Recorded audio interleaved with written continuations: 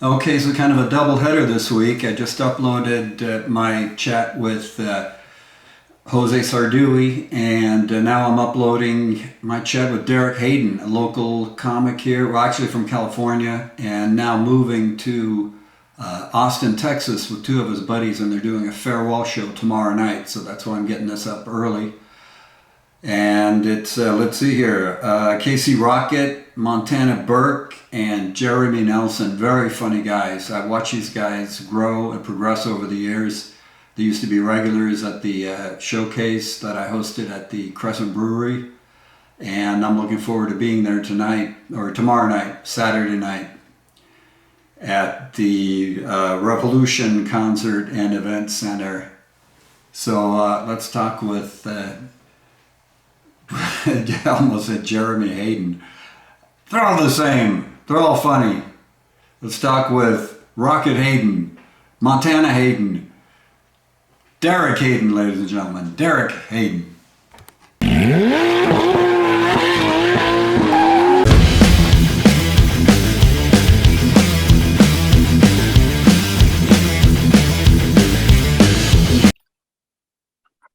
you go.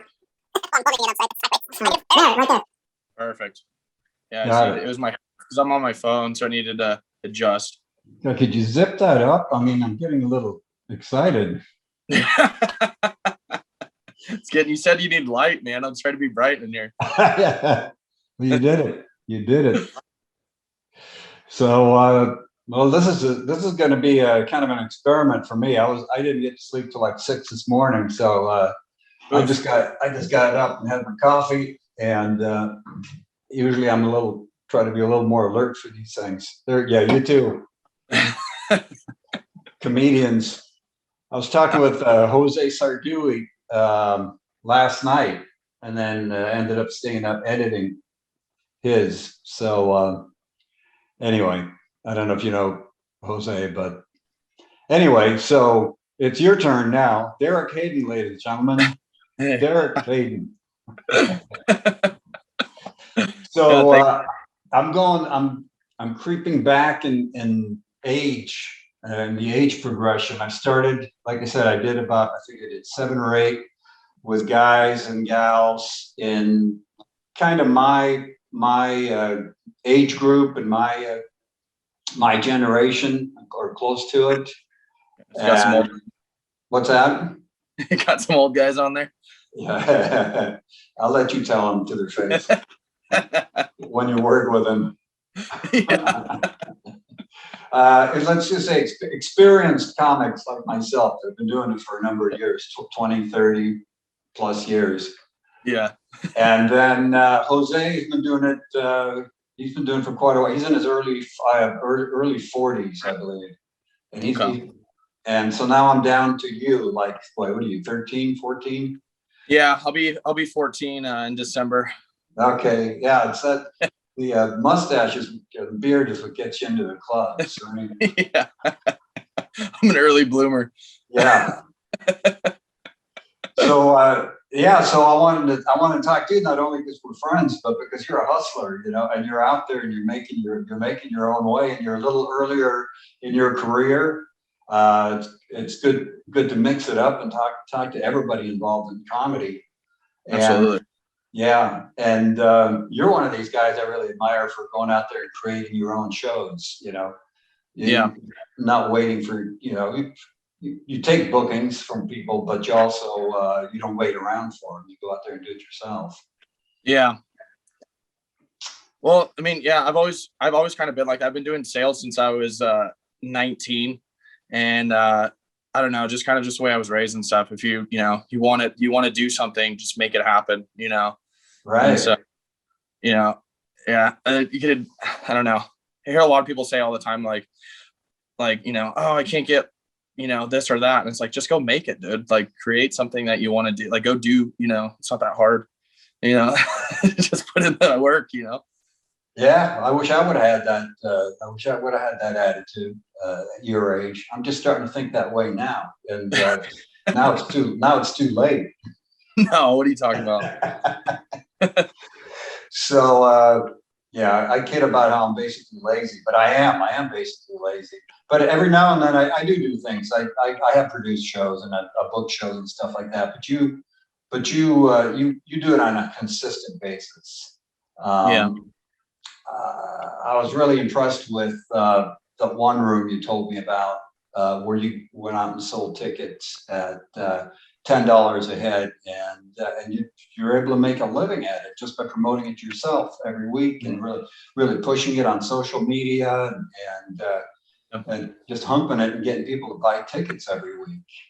Yeah. And it wasn't your room. You were just basically, it's a small bar, and I guess they were getting the drinks, and you were filling the place up for them. Yep. Yeah, I mean, anytime I throw a show, I'm just like, let me have the bar, and not the bar, the door. If I get the door, then I can do it. Because I've noticed, I mean, as far as like ticket sales, I feel like for me, at least, like that's been like the best way to make money doing it. Like, I hear a lot of comics say you can't make money doing stand-up, like it's going to take I'm like, I just want to make a living doing this. And like, it's not that, I mean, that hard if you just put in the effort and the time. Like what I would do is when I first started. Doesn't hurt to be funny though, either. What's that? It doesn't hurt to be funny either. No. Well, you have to put on a good show. If you don't put on a good show, back, right. And they want, if you couple things, you can be really funny, but if there's nobody there to see you be funny, are you really funny? Right. Something about bear shitting in the woods. I think it's a tree falling down in the woods. Yeah, that's what it is. Yeah. Tree shitting in the woods. No, but if a bear shits on a tree in the woods, does it still it still smells bad. Yeah. Right. Yeah. So you had enough experience behind you to be able to put on a good show. So that's like number one. You do have to get that experience. And then I'm sorry, go ahead, I interrupted. No, that's fine. I like when I first started, I read have you ever read The Secret? It's like a law of attraction book, and like it's kind of like a silly, like a woo out there. They're basically like, if you think you can do this, you can do it, kind of thing, Okay. So the first time, this is kind of how I got into it. I go, well, I'm going to throw a comedy show. How many tickets do I have to sell where it's going to be like an insane amount of tickets to sell? And I was like, kind of out like what other people are bringing. I'm like somebody brings in 10 people. That's a lot of people in my mind. That's at least it was, Right. And I go sell 50 tickets. Then I know that this thing works or whatever, And so I just kind of every day would sit with it and just like 50 tickets in my head. I sold 50 tickets. And I was just saying that. And then I started getting ideas coming to my head. I'm like, well, I have people all the time coming out to me and being like, hey, when's your next show? When is your next show? And, I tell them about it, but people don't, they leave, they go home, they forget about it and whatnot. So I started physical tickets, and I'm like, if I have some with me, right. It's huge. I was singing karaoke one night, and the KJ came up to me and he's like, hey, you do comedy, right? When's your next show? And I was like, oh, it's actually in 2 weeks. And I was like, I got tickets with me. They're $10. How many do you want? And he's like, I'll take 4 of them. And I was like, nice. Oh, sweet.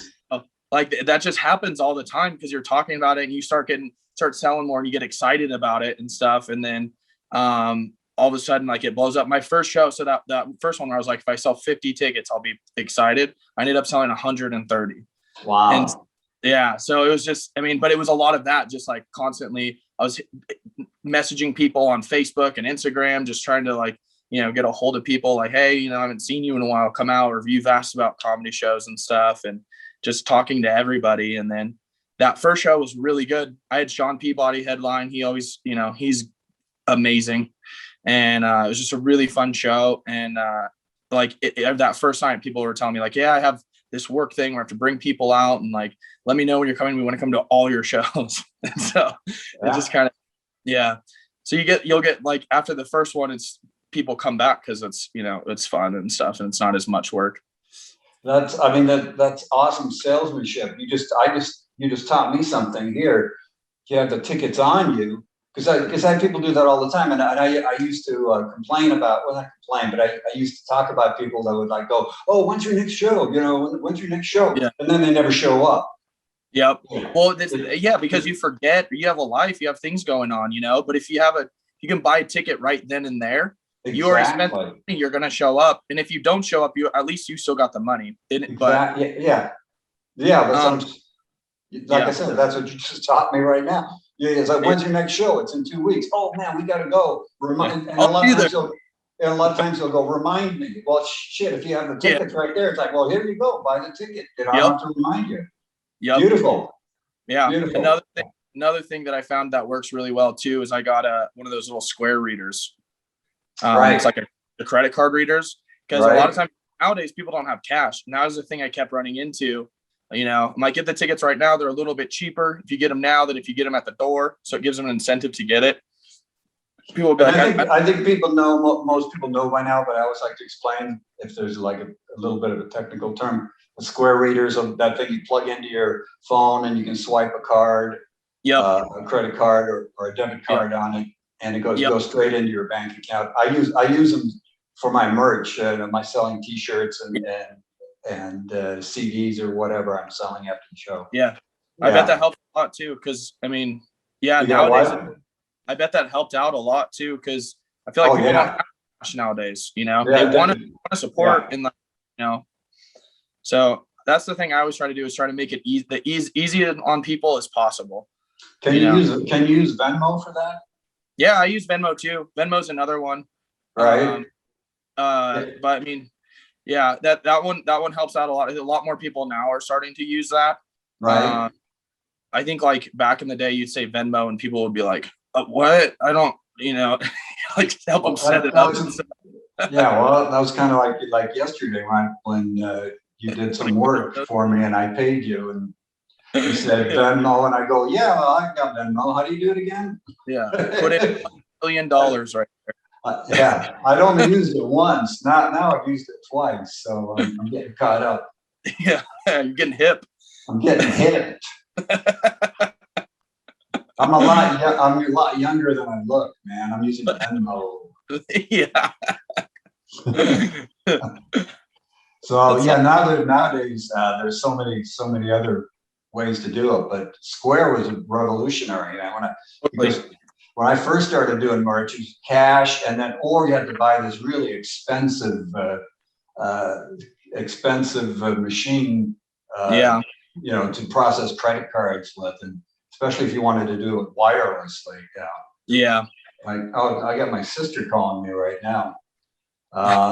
This is funny because you know what? I'm going to turn it on because she is the one that encourages me to do these things. So, hello. Oh, you're busy? Yeah, I'm. This is Derek. Oh, hi, Derek. How's it going? You're on TV. Good. How's it going? Is it an interview or chat? Yeah. Yeah. We're in Okay. I'll let you continue. You're always asking me when my next chat is. She's my biggest fan. She watches everyone and she critiques everyone. So, I'll let you know what she says about you, Derek. Now you're yes. Okay. Okay. I'll call you back. Okay. Bye. Love you. Okay. Bye. Bye. Love you. So that's another great thing about technology. She's in Stock. She lives in Stockholm, Sweden. So Nice. It's just amazing. Yeah. It's not as amazing anymore. It's been around for a while. But when I was a kid growing up, that was just a fantasy to be able to do what we just did now. Right. Yeah. I know. That's Our phones are crazy. That's the amount of stuff we can do on them. Yeah. It is. I refer to it as the the modern day Swiss Army knife. Mm-hmm. I like that. Yeah, cool. So, all right, now I got thrown off here. But she's my, I told you I'm basically lazy and a procrastinator, and You're a comic. I'm a comic. Thank you. Yes.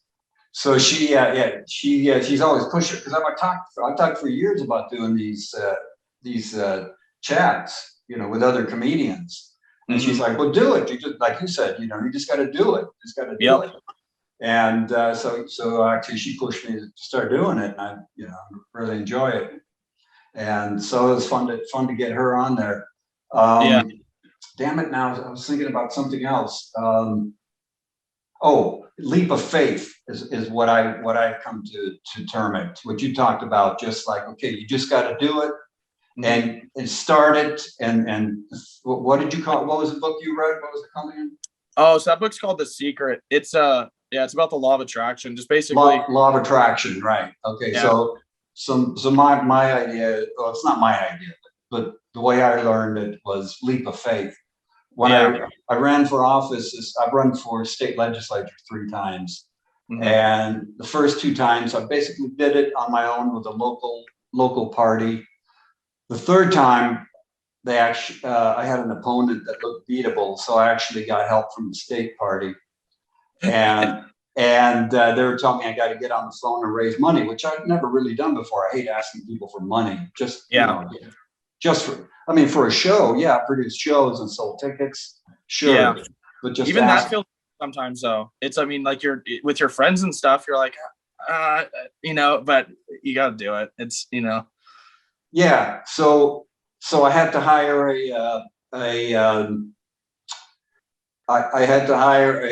I'm totally switching gears, getting into politics now. So I had to hire a campaign manager. And by hire, I mean actually pay somebody to be a campaign manager. Somebody out of college that had a political science degree. Yeah. And I was telling the people in the party headquarters, makes it sound like a Kremlin. People at the party headquarters, I can't afford that. And they go, well, you got to take a leap of faith, and you just got to get on the phone and raise money. Yep. And they talked me into it, and I raised over $25,000 in the local election. Yeah.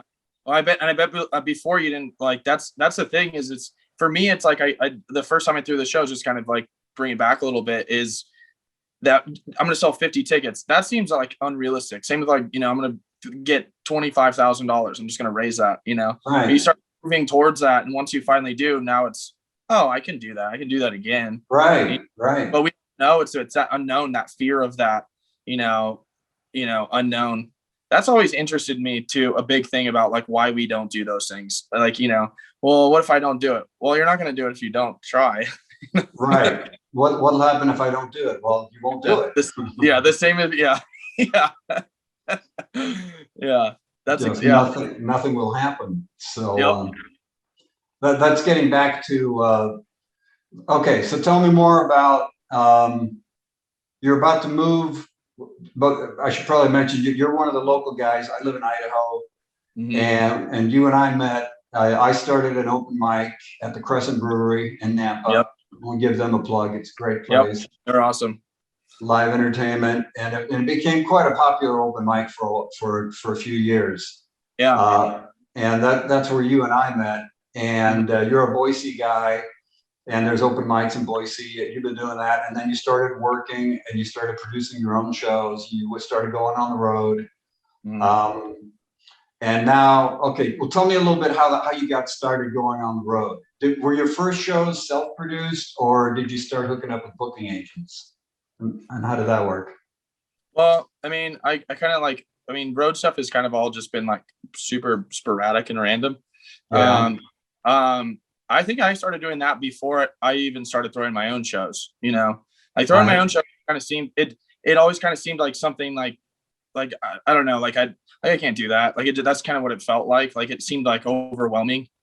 And then I think the first road stuff I really started like doing regularly were Treble runs, and you helped me out with that, you and Peabody, sending my name over to him and stuff, and he called me, and so I started doing those, and then started going on I went on the road with Sean a little bit, doing like little things here and there, and then also just like randomly I just get hit up by different people I know and stuff, being like, hey, I have this room out here, and so and that's and just for people that don't know, and I have a lot of not a lot, but I will get people coming up, oh, you're a comedian, I always wanted to do comedy, how do you do it, how do you start? And the first thing is get on stage. Yep. You got to get on stage. You Yep. can't wait. That I mean, if you don't get on stage, nothing's going to happen. And then the next thing is you start meeting people and hooking up. And you mentioned Sean Peabody. He's a local headliner, and Yeah. I'm a local headliner. And then like a booking agent will book me and go, hey, do you know any openers in your area that could open for you? You know, Mhm. that way they don't have to do the booking. Yeah. Yeah. That's smart. I mean, that's how everything's network, Yeah. Plus you can work travel together. together, you can split expenses and blah, blah, blah. And you can help somebody out that's just starting and you can work with somebody that you like. You get to pick Yeah. your own opener. So, I mean, that's how I started too, you know. Mhm. Yeah, so you start working with local headliners, and then just your name starts getting around, and you get occasional calls, and then you hustle, and then we used to send out VHS tapes packages. That was like $5 postage for each one. Oh my God. Yeah. Yeah, to clubs and to booking agents. And I remember I sent out 100 of them when I was first starting out. I did do one of those goal things that you've Yeah. been talking about. And I said, I'm going to send out 100. Yeah. And, That and big. yeah, and now I would be very embarrassed to look at that tape, but I sent out 100 of them. Yeah. And I got like 2 calls. Yeah. My first 2 out of town gigs out of 100. That's So, awesome. yeah, so it kind of starts like priming a pump a little bit at a time. Yep. And Get that ball rolling. right. And now you're thinking about, or not thinking about, you're planning on making a move to Texas, Yep. So I'm moving to Austin, Texas. and that's for comedy, right? Yeah. I've always liked Austin too. Austin's just a cool city. I started comedy in Fresno, and one of the other comics, we were going to move to the East Coast. And so we lived in an RV for a little bit and had a bunch of money saved up. And we're like, let's just kind of take our time across over there. And we got to, when we got to Austin, we're like, let's stay here for a little while because it's a cool place. And then I feel like their comedy scene seems to be doing really well. I was looking up some stuff that they have out there, and Joe Rogan just moved out there, and I know a bunch of other big name comics are starting to head that direction out of California. And so I'm like, okay, no, I don't really have an excuse. The only reason I didn't really go out there is because I was like, I wanted to move to a big area, for comedy. Yeah, and there's probably more work right there in Austin and that area where we live in Idaho. I mean, well, because of the virus, there hasn't been practically any work for the last year or so. But when there is work, there is a lot of driving, a lot of traveling because the spaces it's so wide open. Yeah, we're in the closest things are like 7 hours away. Yeah, big cities, Yeah, and then so you're basically making a career move to Austin. I've heard a lot of good things, and I've heard a lot of people are doing. I'm doing the same thing. I'm getting ready to sell my house right now and moving to Las Vegas. As you know, since you were over here helping me get my house ready. I'm excited for you. Yeah. So and there's a lot more comedy happening in Vegas than in Idaho at the moment. That could change any minute. That's true. I mean, honestly, that's the thing with anything. We don't really know what's going to happen, No, but that was a joke, actually. Yeah. Las Vegas, the entertainment capital of the world. I don't think Idaho is good, even though Idaho potatoes are famous. I don't think that world to see them. We got big ones. Yeah, that's right. Even the potatoes are famous in Idaho, but it's still going to be tough to compete with Vegas for entertainment. Totally. Yeah. Vegas. No, it's going to be awesome. Yeah. So that'll be fun, man. And I hope I can visit you in Austin. I hope you can come visit me in Vegas. Yeah, definitely. Okay. So what else? What else are you up to right now, or do you have any interesting stories, road stories? Let's see. I mean, right now I'm throwing my going away show on Saturday. So right now it's just really pushing that. Okay, this coming Saturday, because well, I'll see if I can't get the video up before then. You want to tell us where it is? Yeah, so it's at the Revolution Concert House. It's on Glenwood in Boise. Okay. So we ordered tickets and they didn't come in, so we don't have physical tickets. which is kind of a bummer. But you can get them online. It's like through I think it's Ticketmaster. Okay. Go to the Facebook. Go to the Revolution Facebook page, and it'll pop up on there. Okay. Yeah. Yeah. So So- now, and then be sure to tell people to watch this podcast or vlog or whatever you call it. Yeah, So they I can- like this, man. This is so my you- favorite thing to talk about is comedy. So Yeah. yeah. So you can promote your show this Saturday at the Revolution. Who else is going to be on the bill? So Montana Burke, Casey Rocket. So they're moving to Austin with me. Okay. And then Jay Nelson's gonna host. Okay. So, Oh, cool. Okay. Jeremy Nelson. He likes to be called Jeremy Nelson. Yeah, I should go. Well, I'm sitting there thinking, getting other people to go. Just occurred to me, I could go. I could go. I should go. I know, that'd be nice. Yeah, I haven't seen you in a while. It was crazy. Yeah, it'd be good to, yeah. Right. Well, I moved away to the state of Washington for 6 months, and then the virus and blah blah blah. So I hadn't seen you in over a year until the other day. Yeah, Yeah. the virus has been, yeah. So That was an now, album. That was, speaking of road stories, yeah. you asked about that. Right. I got booked on I had 10 shows. It was like a 10-show run. We go do 2 of them. We're in Albuquerque, New Mexico. We're like an hour outside of Albuquerque. We're driving in, and we get a call. Book these yourself? No, so Emmanuel knows that he's with some guy, and he books all these, and he goes, he's like, he needed an opener, and I was like, I'll do that. Anytime I could get stage time, Right. and we see new places, and so we're heading into Albuquerque, and get a call from the booker, and he goes, "Hey man, the show's canceled." And we're like, "Is it because of coronavirus?" And he's like, "Yeah." So this is right at the beginning. Yeah. And he's like, we had 7 more shows to do, and he's like, and then we were gonna come back, and then we had a bunch more. It was big. He was giving us a lot of work, Right. and he's like, yeah. So he's like, yeah, it's the coronavirus. He's like, honestly, you should probably just go home. And we're like, holy shit. And so that's that's that's how we found out the coronavirus was a real thing. You're actually on the road. Yeah. Yeah. It's kind of pretty far from home. Right. So, but it was fun. I mean, we got drunk in Albuquerque, which I don't know if was the smartest idea. I didn't. Yeah. And I was like, no, I'm in Boise, and then it's nice out here, and you go to Albuquerque, it's pretty ghetto. Is it? I mean, I've been to Albuquerque. I don't know if there's different areas of Albuquerque, but I don't know. Well, we just we didn't realize it until we get there. There's this. So we're like, well, let's just get drunk. We're gonna go.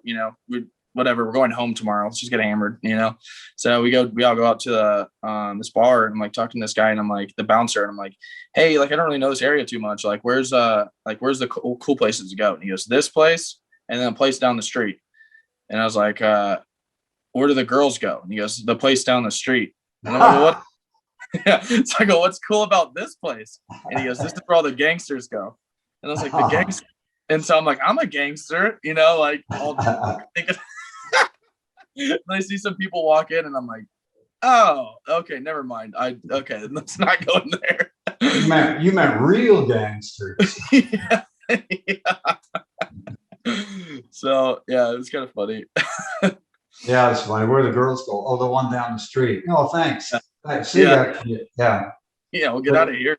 Yeah. Sausage fest in there. Way to Gangster promote. sausage fest.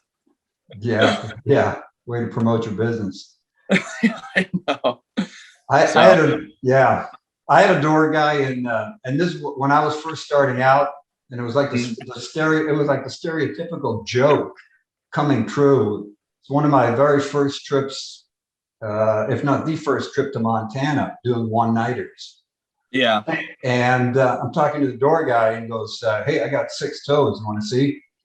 Yes. Yes, Absolutely. I do. I could go, yeah, I've never had that offer before. That's, a little small town in Montana. Okay, sure. And he takes his shoe off, and I thought that he would have 5. He would have his foot, his toes, and then you'd have a pinky, and then you'd have like a little pinky next to that Yeah. pinky. No, it was the toe next to the big toe, and it was just the same size. It was like a What? double. Yeah, yeah, Oh God. yeah. That surprised me. Now, That you guy's know, great balance. yeah, balance, and then it's only on one foot, so of course I had to make a joke about him. Can't, Yeah. you know, whenever he swims, it's in circles. You know. So. Did you give him a tip? No, didn't occur to me. I was broke. I was the opener. $1 or something. Yeah. But yeah, so yeah, what else? You got anything else? Coming up, not Yeah. I don't have much coming up right now. I mean, like I said, just making the move, ready for a change. I think like during the pandemic has been kind of a weird time. So I think it's been good for me comedy wise, at least. I mean, definitely made me go more introspective, which is always good for comedy, you know, coming Right. up with new ideas and stuff and kind of, you know, that kind of stuff. But I mean, yeah, I'm like ready to start performing a lot more. So, Well, we were talking about that off camera the other day about changing and getting to the next level, mhm. and how in a way the virus has been a good thing because it's kind of forced us to stop doing the material we've been doing and have a little Yeah. chance to reset Yeah. and think and maybe even do a little bit of writing. Yeah. Well, that's a big thing for me is even my old stuff. Like you come back from like you're off for, I don't think I took a year off. I think I was off for like maybe like 6 months and then a few things started opening up here and there. And, but still, I mean, that was a decent amount of time. I go back to some of my old jokes and I go like, this just isn't me anymore. And so I got to like, how would I say it now, you know? And so, which has been fun because it's like you can kind of just take a joke and just kind of go play with it and tweak it. And, you know, I've added other things to my old jokes just because it's, you know, I don't know. I've been trying to, do a little bit more of that, take more risks, put myself in a corner on stage a little bit more, you Right. know. That's how I've been liking to write lately is just kind of going up with an idea and just seeing what happens at a mic. And then, you know, if I don't, I can't sit down and write. My brain doesn't work that way. Yeah. It comes out too literal, you know? Right. Yeah, me too. Most of my stuff happens on stage, and then and then I'll I can add to it on my own time, but a lot of it happens on stage to begin with. Yeah. Yeah. Um, I mean, that's how conversations and stories happen, you know, in real life. You know, you have a funny story you tell all your friends. You know, I've always right. known, like, you know, you're not going home and being like, okay, what's the next line I'm gonna do? You know, Yeah, you just tell the story a bunch of times, and then as it progresses and evolves as you go on, you know, Right. maybe at first it doesn't get the reaction you thought it deserved, but you know it's funny, so you keep telling it and then tweaking it, and then ends up becoming like this really good story that everyone's like, oh, you got to tell this story, tell a story, you know, because you've a bunch of times and you kind of got it dialed in. Right. Right. So you're talking about taking more risks, and I think that's something that's tough. It's tough to do because it comes down to that leap of faith where you've got to say something that you don't really want to say. I mean, social structure kind of like, and that's a job of the comedian really, is to break that wall of social silence. You know, oh, we don't talk about these things, and the reason it's funny is because we do talk about those things. And we have to. Takes a certain level of courage and commitment to break through. And the deeper you go, the harder it is. Yep. But also the more unique you become, and the funnier it gets. If it's because the more rewarding it is. Yep. Yeah, because people can relate. And I've been doing this for 30 years now, and I'm I've been a real chicken about a lot of this stuff because you want to get invited back, so you're going to do material that you know works. Yeah. So you don't want to take risks when you're working. That's why I like open mics, because it's, you know, it's one of those things where it's if I have an idea, I can go up and I can fail, which you want to fail. Like that's a good thing. You know, people always look at failure as a bad thing. That's where you learn the most about your comedy. At least I do personally. When I have a great set, I don't really learn anything from that. If I have a bad set, I can we'll go back and listen to it and be like, oh, okay, you know, you're now you didn't commit hard enough on this part, or maybe this line feels like, you know, you kind of seem like an asshole, you know.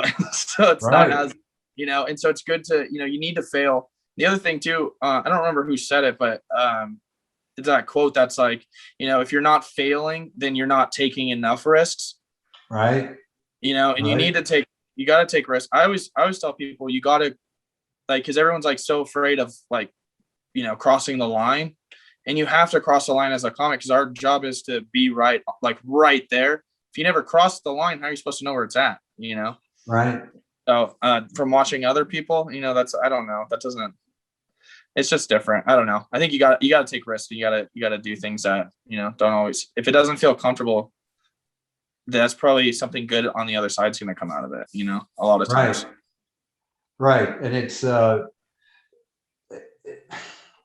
humans have secrets. I always love this line that John Lennon, I heard John Lennon say in an interview that, you know, about cosmic jokes. Mm-hmm. It's a cosmic joke that everybody walks around keeping the same secrets. Yeah, that's really funny. Right. True. And what comedians do, or I think the good ones, is it reveals those secrets, and everybody can relate, but they've been afraid to talk about it. Yep. I think that's one thing. My cousin, so he's a stand-up comedian. He does stand-up too. He's the one who got me into it. And anyway, he messaged Dane Cook. I don't remember why he messaged him, but he messaged him something, and he was like, what is some advice you have for like a comic who's like 1 year in or something like that? 'Cause this is when he first started. Mm-hmm. And he goes, when you first start comedy, learn how to write a joke. Once you know how to write a joke, talk about the things that scare you. And that's always stuck in my head, as I feel like there's things that'll have that happen in my life, and I'm like, there's no way I can talk about this. It's so embarrassing, you know? And the second I say that, I'm like, well, you have to go tell it on stage now, you know, because and they're always my best jokes, because it's, you know, afraid to do it. It's that idea of, you know, I'm uncomfortable saying it, but me saying it makes everyone else be like, oh shit, I felt that. So it's okay to, you know, I've done that too. Or even if it's not that, and it's just, you know, haha, that's silly, you know, that's fine. I don't care if people laugh at me on stage either, just as long as people are laughing, you know. You laugh with me, or and people laugh because they can relate too, and they've never had the courage to say it out loud themselves. So so you got to push for that. So who's your cousin? Is he a my working cousin? comic? So his name's Blake. Blake Heydon. He's not doing anything right now. He was living out in LA, and he just moved back to Fresno, where we're from, and they have like no comedy going on right now. So and that's a situation here too. I mean, there's some open mics, I guess, in Boise, but there's not much comedy going on in this area. Yeah, there's not a whole bunch. We got a few shows. Are starting to picking up a little bit, but not too much. But I mean, I'm still so grateful of the stuff that we do have. Just, I mean, going out that first, like, you know, like those, you know, not performing and stuff is like, it's so hard. Like, that's how you express yourself. And, you know, and it's, you know, I don't know, as a comic, I feel like we're all a little bit, you know, we're needy. We need a little bit of attention, and, Absolutely. you know, you don't get it. And you're like, oh shit. So, it's been. I worked with this guy. I can't remember his name. Funny guy though. And he would get up there, and his opening lines were like, "No, come on, no, keep applauding. I'm needy. Come on, come on." Yeah. Oh, that's funny. I'm insecure. I'm needy. I want this. Oh, that's really funny. I did that. It's really funny. I kind of was riffing a little bit and was doing that earlier. I was like, I've been inside all day because of the pandemic, you know. That's really funny that, our brains, it's funny how I don't know. We'll have, well, we seek approval from strangers. Mm-hmm. Yeah. Well, and that's the greatest thing about stand-up. I like, out of any, like, people always ask me that, they're like, oh, you do stand up. Do you want to do acting or do you want to do other stuff? And I'm like, honestly, I just want to do stand up. Stand up's my, like, it's the one performing art I feel like where you're getting like immediate feedback of like how you're doing, Right. you know, it's Right. so, yeah, I can see on people's faces and I can, you know, you're getting laughter, which is like a, you know, like that immediate validation, you know, which is great too. And then it's like, I don't know, it's really cool. Or I feel like other things like, you know, you make a sketch or something, you're not going to know how people like it until, you know, I don't know, little after you edit it and post it out and, you know, it's been taking some time and stuff. And so, Well, it's an interesting dichotomy because I do a little bit of music too. And when you do music, you don't have that same pressure that you do when you have comedy, because comedy is instant response. You know, if you're going over second by second, actually, by the laughs. So when music, people sit quietly and they listen. Yeah, that's true. Yeah. Yeah. I always thought, so I've done, when I first started, I was trying to was just trying to get as much stage time as possible. And this is in Fresno. And Fresno didn't have, we'd have, it's kind of like Boise, same size scene. But they had like they'd have music open mics. So I'd go do those, or they'd be like, people would ask me like, should we do a comedy music open mic? I'm like, honestly, you want to split them up, you know, because it's a little different. So I always tell people after I've been doing those for a while, just because I'm like, with music, it's like me and you could have a conversation and be like, oh man, this band is really cool. Like, you know, this is awesome. You know, but also like, how's your weekend been, you know? And oh yeah, I like this. And we're kind of like bobbing and kind of enjoying it and stuff. You can't really do that with comedy, you know. The sound of this guy's voice is really nice, you know. You have to really pay attention. And so it's kind of like one of those weird, so I get what you're saying. It is that instant thing, but you have to have their attention the full time. Right. You know, music will pull you too. There's this weird, you know, if there's somebody's playing something really good, I guess it's comedy could be the same. If they get a big laugh, you do a big laugh and me and you were talking, you're not really paying attention, we'd probably be like, oh, what's happening kind of thing. Absolutely. Yeah. And that, I mean, the whole secret, and I mean, it's not a secret in comedy, but you want to open with your strongest stuff or your second strongest stuff. Yeah. Because you want to get their attention, you get their respect. It's like, oh, whoa, oh, this guy's funny. Yeah. Better pay attention. Yep. And then close with your strongest stuff. So that's the last thing to remember. So, yep. Yeah, you have to do that. That's So there's some structure to it. Yeah. That's pretty much that's pretty much how. Yeah, I was lucky because I learned that like early. I lucked out when I started because my cousin had been doing it for a while, so he kind of, you know, showed me all the little secrets like that. Right. Open with your best joke. That's what Louis does. I heard after he does a special, he'll open with his closer. You talking about Louis C.K.? Yeah. He was saying he opens with his closer to kind of, so now that's the starting point, and then you got to go, you know. Right. Then you got to come up with another closer. Yep. And so I thought that was really neat. It's kind of, you know, forces you to, you know, that's putting himself in a corner back in, you know. Right. That's, yeah. I heard you saying this when I was over at your house. And I 100% agree with this, is the idea of working better under pressure. Like if there's no pressure, I'm not going to, you know, I'll half-ass. Right. You know. Right. I do all my homework 10 minutes before class. Right. Before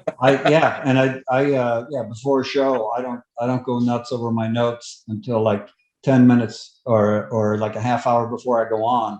I'll look at my notes and then I'll put them away, and then I'll have that pressure on me as I walk up on stage.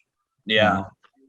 See, yeah, that's good. I haven't written a set list in a while. That was I think I was telling you this the other day. That was a thing Sean Peabody taught me, which I think was really good because I was very structured when I first started. I think I was too structured. Like it was like what's, you know, everything had to be a specific way. You make your face like this or whatever, you know, like everything was very structured, and which isn't bad. It was just I'd get too in my head, and it was less conversational, more, you know, I was more of my jokes as opposed to, you know, communicating things. And I remember one time I was doing a set with him and I was writing out my set list and he crumbled it up and threw it out. And I was like, what the fuck, man? He's like, do you know your jokes? And I was like, yeah. And he goes, then just go out and talk to him, And I was like, Right. And so I went and tried that. And for me, it just worked a lot better. I think that is part of that being under pressure, I don't know what's next, but I know right now is whatever I'm saying right now is super important. And we're going to, and so I kind of do it that way. I'll write my opener and closer. Those are the only two things I've been writing lately. Well, I kind of do the same thing. It forces you to be spontaneous. Mm-hmm. If there are certain bits that I want to do, that I want to work on, that I want to make sure I get in, then I'll make a set list. Yeah. And I'll just have one word for each bit. Yeah. So I don't get into that thing of like I'm reading word for word. Because I have that one word and I know, okay, I have to tell this story. So I'm actually telling the story. Yeah. Yeah. I like that. I like that a lot better. It seems more natural than, I don't